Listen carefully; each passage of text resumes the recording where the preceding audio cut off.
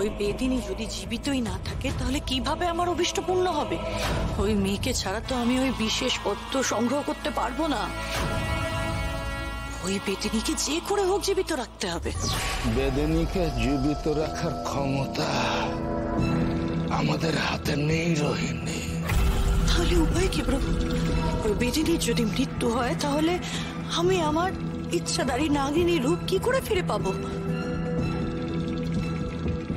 তোমার এই বেদিনী যে মরণ বিন বাজাতে পারে, তার মৃত্যু এত সহজে তো হবে না রোহিণী। মা মনসার আশীর্বাদ ধন্যা ওই মেয়ে কেউ না কেউ তো তাকে রক্ষা করার চেষ্টা করবেই। প্রভু, আপনি তো এত ক্ষমতার অধিকারী, আপনি কোনো জাদু প্রয়োগ করে দেখতে পারবেন না? এখন এই মুহূর্তে ওই বেদিনীর কি অবস্থা? না না না, নাগরাজ কৃষ্ণ নাগের রানীকে অভিশাপ দেওয়ার পর থেকেই আমার অনেক ক্ষমতা কেড়ে নেওয়া হয়েছে রোহিণী। আমার ক্ষমতা খর্ব করা হয়েছে। কিন্তু প্রভু, তাহলে ওই বেদিনী জীবিত না মৃত সেটা আমরা বুঝবো কি উপায়? একটা উপায় আছে আমার কাছে। কি প্রভু?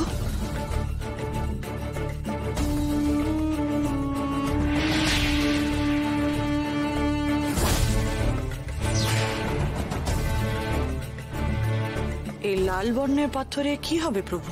এই পাথর যদি লাল বর্ণ থেকে সবুজ বর্ণ ধারণ করে তবে তুমি বুঝবে বেদিনীর প্রাণ রক্ষা হয়েছে। ওই আকাশের দিকে তাকিয়ে দেখো রোহিণী, সূর্য চন্দ্র পৃথিবী এক রেখায় এসেছে, পূর্ণ গ্রহণ চলছে।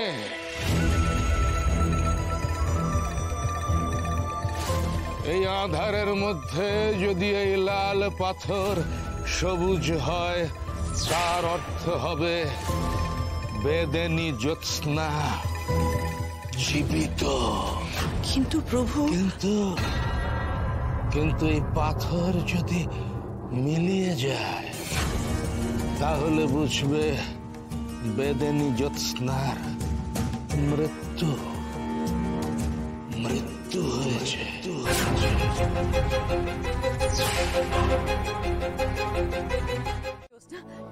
তুই এখন ঠিক আছিস তোমা? ঠিক আছিস তোমা? তোমার কোনো কষ্ট হচ্ছে না? হ্যাঁ, আমি ঠিক আছি, কিন্তু রাজকুমার আপনি ঠিক আছেন তো? আমি ঠিক আছি জ্যোৎস্না, শুধুমাত্র আপনার জন্য।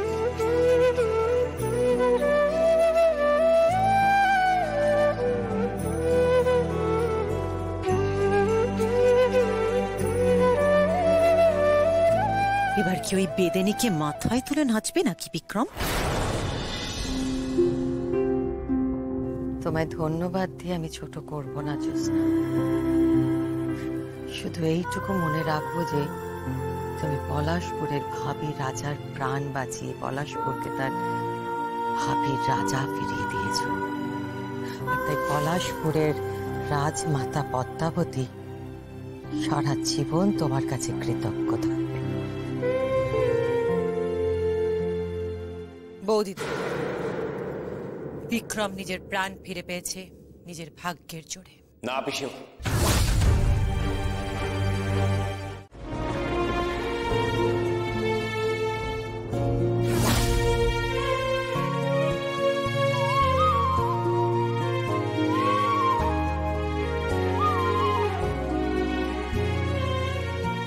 আর জ্যোৎস্না, তুই প্রাণ ফিরে পেয়েছিস রাজকুমার বিক্রমের জন্য। না, সেটা আমার একার পক্ষে সম্ভব ছিল না।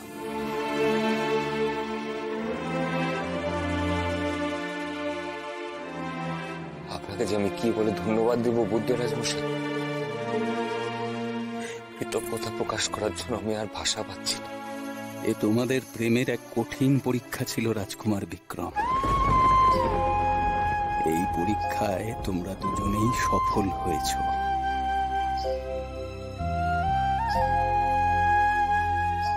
বৈদ্য হিসেবে এ তো আমার কর্তব্য রাজকুমার, কিন্তু এবার যে আমাকে ফিরতে হবে।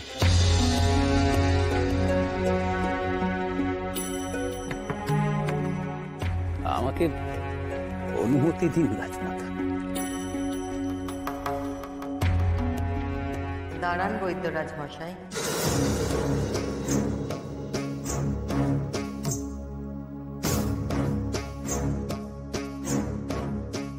আপনি এত বড় এক উপকার করলেন যে পুরস্কার না দিয়ে খালি হাতে আপনাকে কি করে বিদায় দিই বলুন?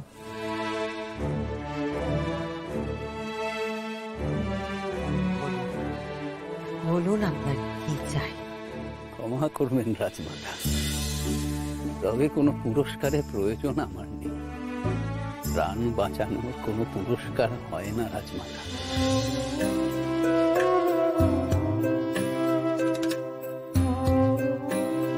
এক বৈদ্য হিসেবে প্রাণ রক্ষা করাই তো আমার প্রধান কর্তব্য ছিল। তাছাড়া জ্যোৎস্না নিজের প্রাণ ফিরে পেয়েছে, সে সুস্থ আছে। রাজকুমার বিক্রমও সুস্থ আছে, এই তো আমার কাছে পরম পাওয়া, আমার পরম পুরস্কার। আপনারা সকলে ভালো থাকবেন। আজ আমাকে অনুমতি দিন রাজমাতা, আমি এখন আসি। কখনো যদি আমাকে আপনার প্রয়োজন হয় তবে নির্দ্বিধায় আসবেন। অবশ্যই রাজমাতা। আসবেন।